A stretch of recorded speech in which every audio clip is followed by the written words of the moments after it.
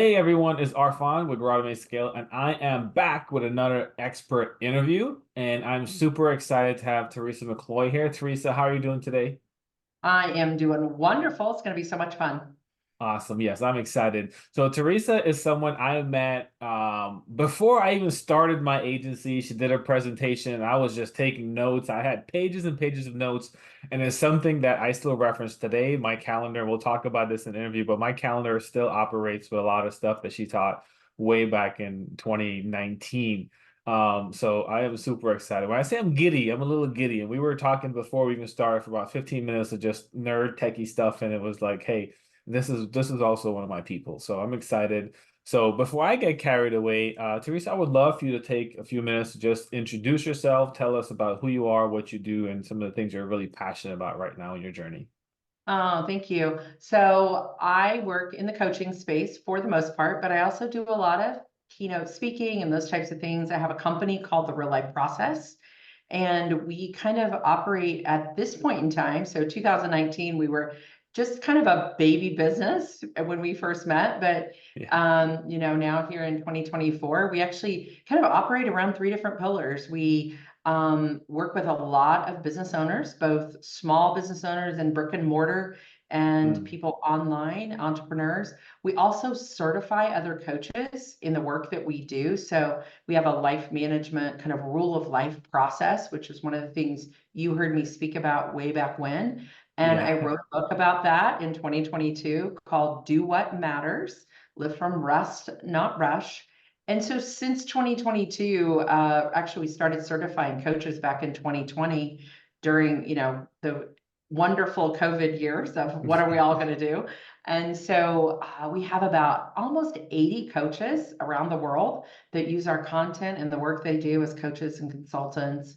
And then we kind of have a third product business that is a life mapping tool that we Mm, actually merged with we purchased a company last year, and we have a tool that's more on the faith side of things, that's a life mapping tool mm. to help you just discover your story and kind of where God's at in it. So that's the three pillars, I call them. We do a little bit of everything, but they're all interrelated, and I love every minute of it. I love that, and that's awesome. A lot of my audience who listen to this are faith-based, so they're also going to appreciate just the fact of what you're going to be speaking about today. Absolutely. So um, I am like super excited again, like I mentioned, because you have a wealth of knowledge, and not only that, like your real life process, it actually incorporates like reframing and changing some of the big things that people have kind of pushed for a lot of young entrepreneurs. And really, when we look back, it's like, whoa, wait, if you keep going that route, you're not. It's tough to be successful, and I think it's also one of the reasons why so many people fail is because they go about this process incorrectly. So. Mhm. I definitely want to dive in today. And before we started, you told me your topic is going to be living from rest, not rush. And I feel that especially coming out of the pandemic and moving into now, this is even more of an important topic. So, Yes, it is. um, why do you feel it's so important to really live from rest and not rush? What is the foundation of this? Well, I think for me, I walked that story of living in a Mm, place of rush. Some of it was put up on me just by some circumstances in my life story. And I talk about those things very openly. I write about in my book that we lost our son to heroin addiction in 2017. And so that kind of 10-year journey back in my 50s, I'm 62, almost 63 years old. And so back in that decade, I was really living with my hair on fire, mm, just trying to control a lot of things in my life. Also, from a work perspective, like work was my go to. And I think when we find things that we are passionate about and we love, at that point in time, I was serving in the ministry space, but I'd done lots of entrepreneurial businesses. And that was always kind of my go-to. It was my coping behavior was like just my success and how much I mm. could, turn something around and build something from nothing. And I still love that. Yeah.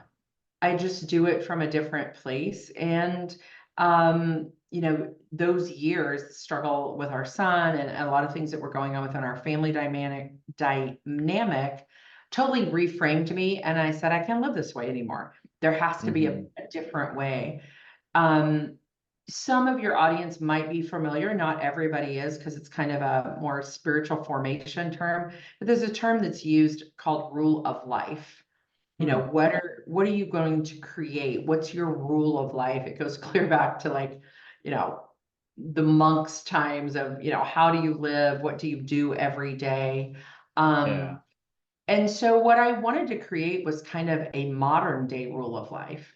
If people really got up on the balcony and said, this is what matters to me. These are my needs, my values. These are the areas in my life that are important to me. And we name some of those things and give language to it, Yeah. including our calendar and our time. How are we going to steward our time well, not just live it because of the way somebody says. So those are kind of some of the tools I began putting together.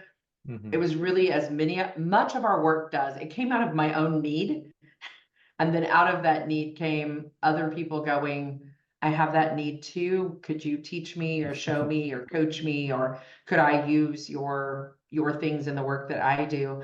And that kind of became the real life process, business and company that we have now. But that idea of rest, though, it's kind of the buzzword right now. I don't know if you've Yeah. noticed that. It's Yeah, like absolutely. everybody's talking about rest. Yeah. Everybody's talking about it since we came out of the pandemic. I really didn't choose it for that reason. I really see rest as kind of four things, and we could talk about those if you want, but it's healthy relationships. How healthy are my relationships? Do I understand all the energy that I've been given by God's design? My intelligence, my thinking energy, my emotional energy, and this body that we live in. So head, heart, Yeah. body connection.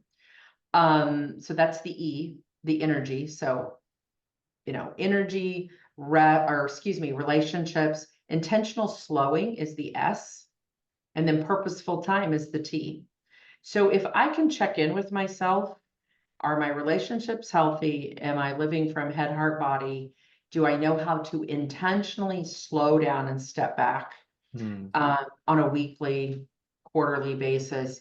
And then am I really purposeful in that management and stewarding of time? Those are things that are tangible. Because when we Yeah. just say go live from rest, people are like, oh, you mean I get to take a vacation? That's exactly, yeah, No, it's it's a little internal. confusing. Rest is something you carry with you all the time. So I Hmm. can get a lot done. I'm a very productive person. I used to be productive in a rush way, like check all the Mm. boxes, how much I can get done. Now I'm productive from a place that is a restful place that I carry inside of me. Two totally different things. I love that. I love that. And to like to back up to something you were saying, like I heard this from Ed Milet, which is a podcaster, YouTuber. I don't know the coin for him, but it's one of those things where it's like we're always most qualified to help the people we once were because we feel that pain truly, right? We feel that pain Absolutely. truly. So like Yeah. when you broke all this down and just the whole thing of rest, like that comes up so much. And I've been talking to some people, just even finding out what they do for self-care and how they take care of themselves and the concept of rest is so foreign to some of the folks I'm talking to, especially those who are younger, where they never had examples of parents or grandparents or anyone in their world who actually truly rested, who actually looked at, like you mentioned, the relationships, the energy that we have in our mind, our body, our God-given talents, taking time to slow down. Like slowing down could be something that's considered like what are you doing? Oh my gosh, slowing down. Yes. You're not supposed to. You can slow down when you're retired or when you're old or when you're, the Well, one and I that's hate the most is when you're usually dead. what we saw modeled, right? We usually, at least in my generation, my Yeah. parents, and work was your identity.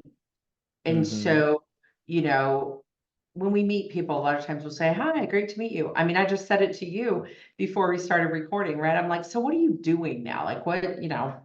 the work that you're doing? Because I knew what you were doing then, but I wasn't sure what you were doing now. And so we often, unfortunately, identify ourselves by our work. And when we find our identity there, we don't know how to stop doing that identity. So if we slow Hmm. down, ooh, do we lose a part of ourselves?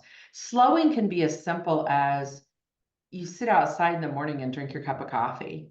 Yeah. And, or one of my favorite things is getting in my hot tub, or not turning on any music or podcast or a book when you get in your car. Like, Hmm. it's a little bit of a stillness place that you go. It could be something as big as, a true vacation. That's slowing, right? A different routine. Having a day of rest. I'm a big believer in a day of Sabbath rest. Hmm. All those things are part of slowing. And we take small little steps to build those into our lives and into, our calendars, so to speak. And none of these things are just like, oh, I got to do them all at once. Yeah. Um, I don't know about you, but if my relationships and all of these things were places I wasn't doing well when our son was in the worst of his addiction, my relationship with him wasn't good. I was very Mm. codependent. Um, so if your relationships are healthy, at least 80% healthy, I always say, nothing's Yeah. perfect. Whether that's your 100%. marriage, your relationship with your adult children, your relationship with your parents, your coworkers, whatever that might be, if you feel that tension or whatever, that really keeps your cortisol level high and it keeps your brain firing way too much.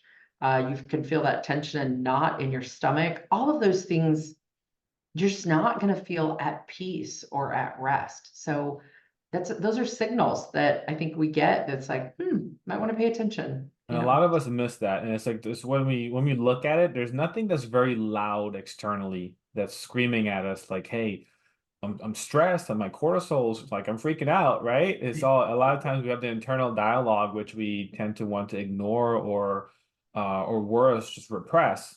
And it can Yes. really come out in other negative ways, affecting our relationships now negatively, where it's not healthy or strong in the way that we really want or desire to. We can have that internal desire to No. do that. So let me ask you a question, Yeah, right? So sure. someone now that is a lot of my audience sometimes are in the early phases where they're still working a job, whether it's part-time or full-time, and they're starting their business on the side, right? And they're Uh-huh. really going down the route, and they hear a lot of this like, side hustle, get it done. So the concept of rest even goes further out the window, because now instead of looking at their day where, hey, I'm going to work 8, 9 hours, they're working 8, 9 hours, they're coming home and then putting into their work another 4 or 5 hours. What Right. do you say? Where someone like this, where did they start in your opinion in terms of like getting to be able to get to a place of true rest? Oh, that's a great question. So I think there's a couple places we could talk about. I think the first one might be, what's the story you're telling yourself in your head? So Mm, what's the language that you use?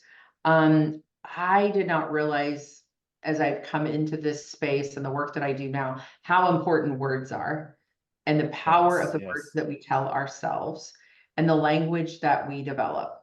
So, whether that's breath prayer, whether that's mantras, whether that's how we journal about our lives, all of those things matter.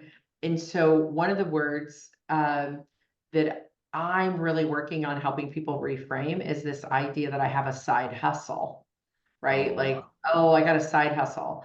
You walk up to somebody, one of your friends, you're meeting them out for coffee or whatever, and you're like, hey, what are you doing now? Oh, well, I'm working here, but I got a side hustle. I'm yeah, doing this. And that mindset is such a trigger word to me, for lack of a better way to describe it, because hustle in itself means it's hard. Like I've mm, got to hustle and work, and this is hard, and the energy. So you can hear the energy shifts. There's nothing about that feels slowing. It that's also right. feels like I have to fit it in my time in the cracks and crevices, that it's not purposeful. So it Wow. hits all of the E, the S, and the T of rest. So it might even flow into relationship destroying, because if it feels like a side hustle and you happen to be married, um, it could feel like, well, this side hustle is really taking away from relationships or for my for my little ones that are in my home, or from my time with my parent, whatever that might be. Now it's starting to take over my life. And then we resent the actual business that we're building, that we were Mm. hoping would bring us freedom.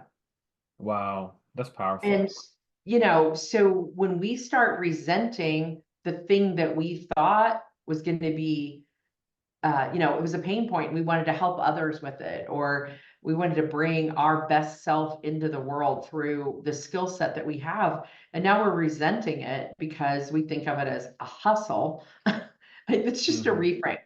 I would rather see people say, well, I work full time at XYZ, and then I have a part-time business That's yeah. doing XYZ. That those Because words just sound even better. Just saying that out don't they loud, sound the so much more energy, the way it professional? feels. Yeah, Oh, so much more absolutely. professional. Like, if you really want to be taken seriously in the world, and I say this to people that have a part-time business all the time, if you want to be taken seriously, if you want people to hire you and pay you the same money they pay anybody else in the market, then treat it like a business Yes. and Yes. call it a business. That's what it is. And decide up front. I'm a big believer in pre-decision. Anything we can Pre-decision. pre-decide, uh, I don't know if that's in the dictionary. It's a term that a phrase that I've coined, I guess. I like Anything it. that we can pre-decide takes the pressure off of deciding it in the moment when we're in an emotional state. For Hmm. example, for many of the listeners in this audience that are listening to podcasts, you come home from work, it's 4 or 5 in the afternoon, whatever, and you're sitting there going, gosh, I really need to work on my part-time business. These are the hours that I have to do it, or it's Saturday or whatever. Pre-decide when your part-time business is open for business. Ah, I love that So reframing. pre-decide that it is Mondays from 5 to 8 and Saturdays twice a month from this time to this time. Figure out the 10 to 12, 15 hours that you're going to give your part-time business. You could do that every month if you wanted to, depending on your other, job and what you need to do in your other career, and how flexible it is and all of those things. What's also happened for us is many of us are working from home in both businesses, That's true. That's true. right? And so that causes another, like, I don't know how to define. And I mean, I'm watching this in my own family, with my son-in-law actually works from home full time. And then he also has another part-time business. And he struggles sometimes with what hat do I have on when? Hmm. We try to fit our part-time business in the cracks and crevices because our other business feels like, oh, we could pick up our laptop and take it with us or whatever it is. I mean, and I know there's people in your audience out there that are getting this right now. They're like, oh my Yeah. gosh, this is so me. Like, I go to the coffee shop and I do this for an hour and then I switch over and do my job because it's got a meeting, and then I do this, and then we end up working 12, 14 hours a day Easily. because Easily. we're doing all the things. So I just encourage you, if this is you, change your language and then really look at what is realistic for you, because you don't want to miss out on the moments that matter. You'll never get them back. You won't get Wow. back dinner around the table with your wife and your young ones. You won't Wow. get back, time on the weekends with your family. And I feel like, I'm preaching here, but I'm just saying I've lived the other way and Yeah. I have many regrets, of what I gave up. Um, One of my coaches in the book tells a story about missing his father's retirement party Wow. Wow. because he was too busy. I Mm. tell many stories in the book from my own life of things I missed, um, and really regret that I missed those because I thought I had to do. And so it's that question of, yes, you want a part-time business, and most people that have a part-time business are working to hopefully make that full-time, right? Make it full And time. get Yes. out of and make the switch, but at what cost? Yeah, and that's very important you say that because a lot of my audience too have, or those even listening would have, made that transition, and that same type of mindset can go into now when they are full time from Yes. just doing that 12, 13, 14 hours and operating from a place of hustle. And I think it's like this, the whole, reframing the word, side hustle into something part-time business as an example is great because first, no one likes to be hustled. Right. And I don't never came across someone, but I feel like being hustled today. No, no one does that. No Right. one's signing up for buying No from one's you. signing up for that. Yeah.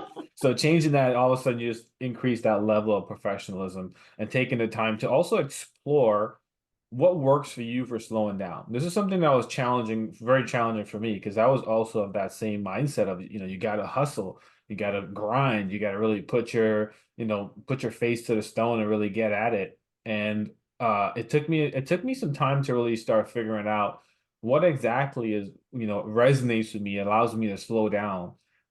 Things like sitting on the porch and having lunch instead of sitting on my phone scrolling on social or something like that. Oh, I'm It with you. automatically slows you down because the amount of I think the word is dopamine that comes from just being on the phone on social media and getting hit constantly with every 2, 3 seconds, something new, something new, something new, something funny, something exciting. It wrecks us mentally, and being able to Mhm. just put that down, take a half hour, enjoy your actual lunch for what it is. And I find I've been more healthier. I feel more full, I'm losing weight, The all these vitamin different D things that just you doing that. get, yeah, if you're in a place where you can get outside and get that vitamin D, I actually just talked about that this morning with my community. That's one of my commitments this summer is I work out of a co-working space. So, and I have a little private office. And so it's very easy to just, grab my lunch, come back to my desk. Hmm. And this is what a lot of us do. When yet, what would be so much better for us is to go walk around the block, in your neighborhood, at your office. Just take that time to get the vitamin D hit rather than the social media hit. Again, that's a thing Yeah, of pre-decide. I work a lot in 90 days. I think 90 days are a great way to create new habits, new routines, new rhythms. And so I talk a lot in my work about, the next 90 days. So what if during the summer season or, whatever season it's in, you just go, I'm going to do this for the next 3 months and just see, what the benefits are of yeah. trading this for this. And I put lunch hour on my schedule. A lot of people don't, but Hmm. I block it out intentionally. There is a color of, yeah, it's a present block for me. The present Um, block. yeah, I'm present to my self-care and soul care in that time. And it might mean I have lunch with a friend, right? It Hmm. might be that I'm outside eating a sandwich, going to the park, walking around the block, whatever. But that break in the middle of the day is a huge part of slowing. And it's a reset for our brain as we come in and work through the afternoon, no matter which business we're working in.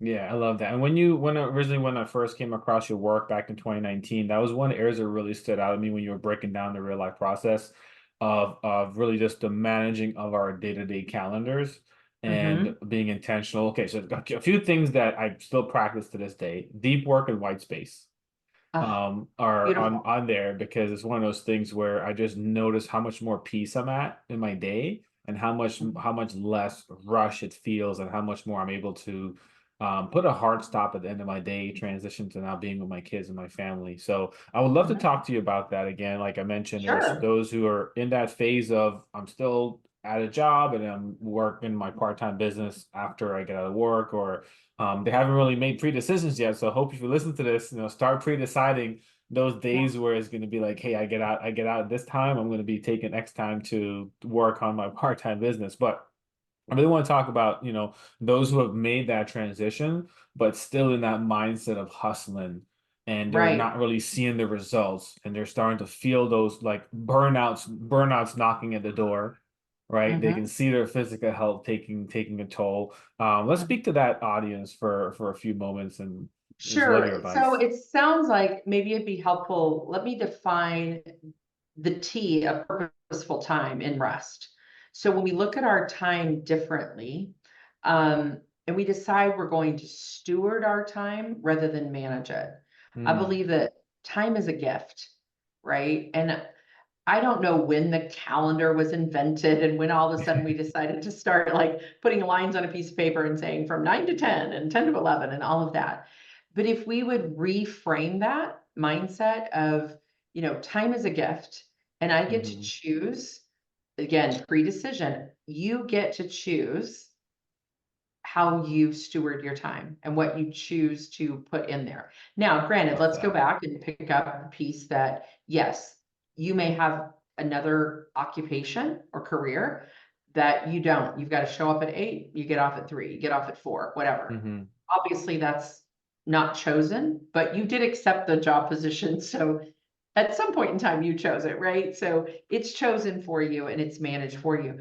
But when you really do the math problem of how many hours in your week you get to choose, I think there's Mhm. 168 hours a week. And if you worked a 40-hour work week, that leaves a lot of time that's at your Yeah, disposal. it does. We waste a lot of it. And so I have a little framework of how I refer to time in 4 different ways. And this doesn't mean you need to add all these things into your calendar. It might just mean looking at your time and going, wow, I do that. And I do Mm. this and I do that. Because the story we're telling ourselves is, I don't have enough time. Mhm. And I would say, well, Yeah. I've got the same amount of time you do.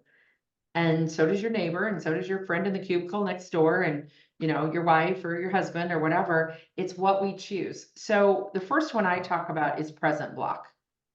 Is there places in your calendar that you have time for self-care and soul care? That's the Mhm. slowing. It could be 15 minutes if you're a parent with young ones. It could be an hour if you're my age, right? Like it Yeah. varies. But That's do you perfect. have I some was just time? about to ask how much time do you recommend for something like that? I But it think it's varies. ideally it's at least 30 minutes, but not everybody's going to get that, right? So Yeah. your 30 minutes could be your commute time. And what do you choose to do with it if you're still driving somewhere? It Huh. could be you and your spouse are working on giving each other that time, because one's watching the little ones while you get 30 minutes to sit outside on the porch and drink your coffee or go to the gym. So, exercise, those types of things, taking care of our body. That's being present to ourselves. The second one is um, people time with people we love and care about, leaning into those important relationships, the R, Yeah. Love that. blocking time, pre-deciding that those people matter. I'm in a season of caring for my parents right now, and so I have to pre-decide that they get time on my calendar. Yeah. Um, and I have to go out 30 days or so and say, this Saturday, this month, I'm going to see my parents, or, this Sunday, I'm going to go spend with them, or I'm going to take off, this evening and go Mm. take them to dinner. But I have to pre-decide it. It won't just happen. Yeah, it was And that's not. something we all just think, well, I told them I loved them once, they still know it, right? I don't have to say it again. Well, that's not true. Not true, not true at Quality all. time is a real thing for a lot of us, Oh, and yes. you'll never regret choosing people. So present to yourself, present to others. You can kind of see even the scriptural references here of Mhm. it. The scripture actually says, it doesn't say, don't love yourself. It says love others as yourself. Wow. We When you put miss that into that. context, it's powerful. We And miss that. yeah, and right now, I would love everyone to just take a moment to really just feel and like visualize what this look like. Even just these two things alone, presence, just Mhm. bring presence with yourself, your maker, a time to just breathe and to slow down. Even Mm. if it's 15, 20 minutes or so, and a time with just people that matter to you, the relationships you want to nurture, the relationships that are valued, like just feel how good that feels energetically. Just even thinking about it, not even doing it, just even thinking about it feels good. So imagine how much more it's going to feel when you actually do it, implement it. I know from my experience, it feels amazing, but just for a moment, just really bring that in because it's a good energy. It's a great energy for sure. It's a great energy. I'm feeling it, and I teach this stuff and I feel it. So thank you for the pause.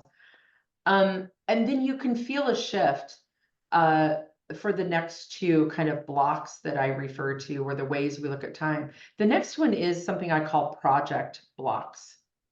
And the reason I call them projects, this is kind of where you really move into that energy and that forward motion of what are you going to accomplish? What is the work? So, what is the work I have to do this week? Mhm. And you just refer to it as deep work. What is the big thing that I want to move forward this week? What's the project that I've got to move forward? Now, there's a whole system to this. We won't go into it all, but you pre-decided what that was back at the beginning of the 90 days. So this isn't just Mhm. something that every week you dream something up. I'll give the Mm. example of, if you're in a business where uh, you do, let's just say web design or something like that, and you need a new website. You're designing a new website. So you pre-decide at the beginning of the 90 days, like, here's all the steps I'm going to need to do to Yeah. make this project happen. And then when you come to that deep work, you're just moving through your steps. You don't have to sit there and go, oh, what should I do during this time? You already laid out the plan ahead of Already time for this pre-decided. project. Yeah, you pre-decided. Same thing, say your project you want to work on is, I want to grow in my relationship with my spouse. You just do a little mind map, is the word I refer to in my book. Just do a little brain dump around that. What would that look like? My spouse and I Yeah. feel like we're a little bit distant right now. Man, over the next 90 days, I really want to work on that. What could I do? Well, let's set up a date night, and let's Mhm. make sure I get the babysitter. And let's make sure that we're shutting off social media or TV, and we're turning our chairs towards each other 2 nights a week, and we're having 30 minutes of conversation. So see how those are all like actionable steps. Yeah, I love that. So even a project around relationships, you're like, man, on Wednesday nights and Thursday nights, we're going to eat dinner in, we're going to prepare a meal, we're going to turn our chairs, or we're going to sit at the table and linger. And it's on my calendar. And that's my project that I'm working on. So this isn't Yeah. just work. Projects are your life. They're Yeah, all it's your those whole life. areas that matter to you. Here's where people get stuck, I think, is they think they need to do all the areas in their life at the same time. Mm.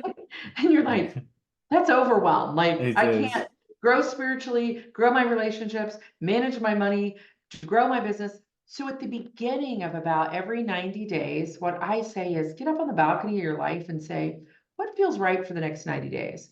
I'm going to choose 2 to 3 things that are projects I'm working on. Only Yeah. 2 or 3. If I get those down, we're almost creating habits, right? Routines. Once I get past those, I'm going to get back up on the balcony and look at 2 or 3 more. Maybe it's in the same area because I'm continuing that growth. Or maybe I'm like, it's pretty good. I can put that one on autopilot. Yeah. I'm going to go pick something else out of the barrel, right? And so everything belongs, but it's not about balance, about harmony. So Love that. that's projects. That's a whole conversation itself. And then the fourth place of looking at time, and this is the one we all do all the time, is prep blocks. And these Mm. are blocks of time to do the everyday, ordinary stuff of life, the to-do list, right? The answer the emails, look at the calendar, go pick up the dry cleaning, go get groceries, run errands.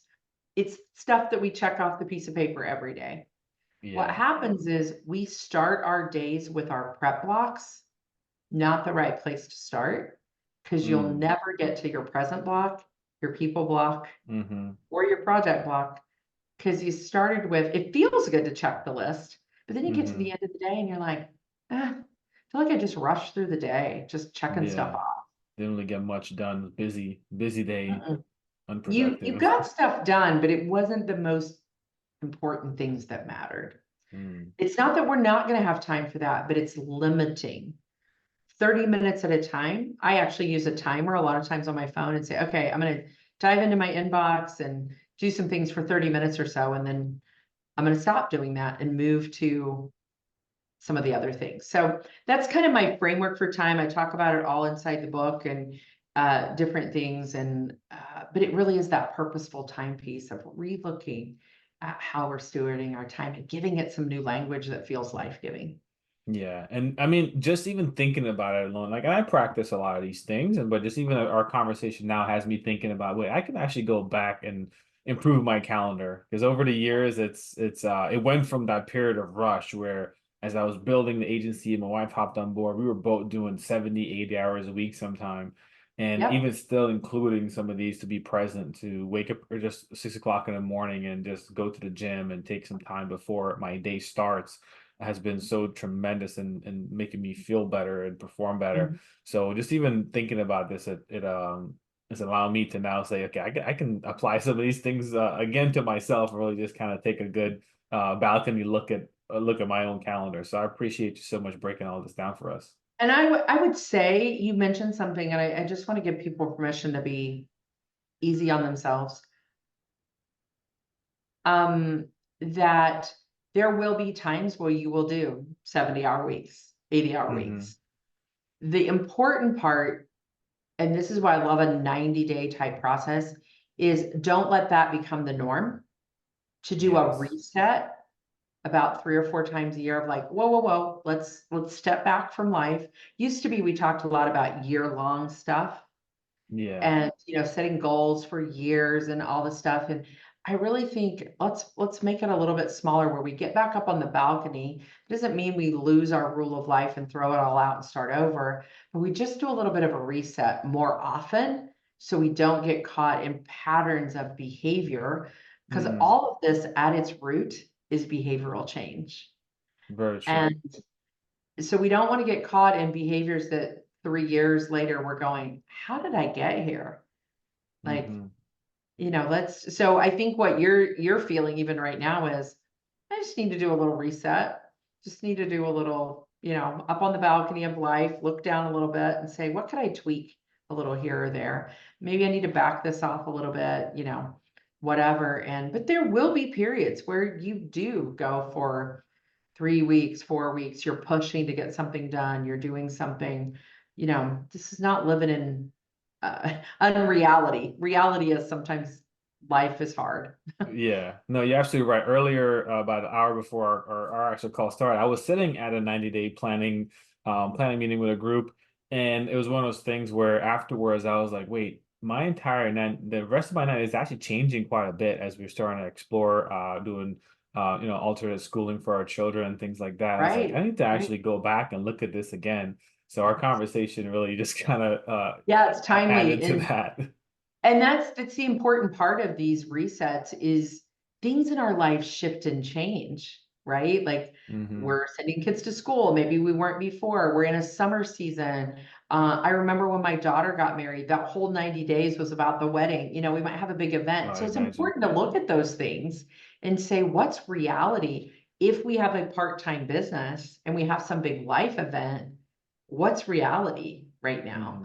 And am I saying yes to too many things, trying to promise too many things? That's what sets us up for sometimes can feel like failure. And then we throw it in when it's not what God wanted us to do, right? He really had this as part of his plan, and we kind of quit too soon because we overwhelmed ourselves. Yeah, I love this. I think this conversation will help a lot of people, those who are already full-time entrepreneurs and just kind of realizing like, hey, there's got to be a better way to do this. Those who are looking to transition and potentially not really giving their full force because they also realize there's a better way to do this. What Teresa shared with us today is a better way to do this. Is a way that feels really good, a way to look and see, wow, I do have the time. The time doesn't control me, but I really get to really control my calendar and look and see what I can pre-decide to do, and it's super We important. do. So, if you'd like to dive deeper into this, we just really, I think honestly, we just like scratched the surface a little bit We of this, did. of We how this always is gonna do. go. So you can only do so much in a 45-minute hour conversation, but my intention and my hope is that you actually get a shift and you have a little spark in you to say, wow, I'm going to do things a little differently. And you have a great resource. Teresa here has written a book. So do what matters to live from rest, not rush. And Teresa, tell us how we can get a hand on a copy of this book.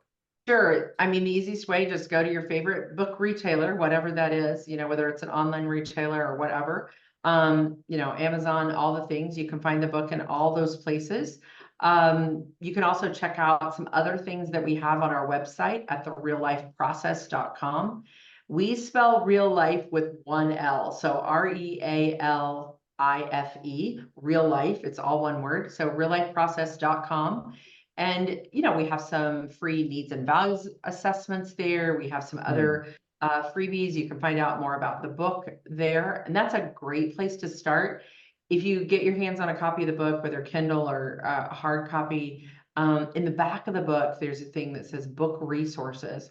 And you click on that link, you can find all kinds of things from guide sheets and worksheets and all the bells and whistles of diving more into, creating your real life rule of life, because my real life and your real life are different. Very People much. say, well, how do I do this? And I say, well, I can give you the framework, but in the end, yours is going to look different than mine. So Hmm. it's not this is how to do it, and do it just like me. So have fun. I invite you to explore. And gosh, this has been a fun conversation. Awesome. Thank you for joining me today. I really appreciate that. So again, reallifeprocess.com. I'm going to put a link in the show notes in the description below so you can get access to that. Get your hands on a copy of the book, because this is something that I was thankful and fortunate to learn this a little bit early in my entrepreneur journey. But if I learned this even beforehand, before transitioning from employee to entrepreneur, it would have done so much more for my physical and mental health and just my overall peace and energy and the relationships too as well. I'm working now to reconnect and reestablish relationships that I valued so much, that if I had had a conversation with someone like Teresa about, hey, it's just putting in your calendar. You already have the time. Is just putting it in the calendar and really just being intentional about it. My relationships could have been better. So it's one of those things where learn from our journey and apply it to your journey and customize your journey. Because Teresa mentioned mine is very different with young children versus if you're an empty nester and your time and your energy and your job and things like that are For different. So sure. definitely check it out, Teresa. Again, thank you so much. You're Thank just a wealth you. of knowledge. Your energy is amazing, and I just love interacting with you, talking with you. And I think Thank this is an you. episode that's going to help a lot of my audience, a lot of people. Thank you. I appreciate the invitation, and it's been fun.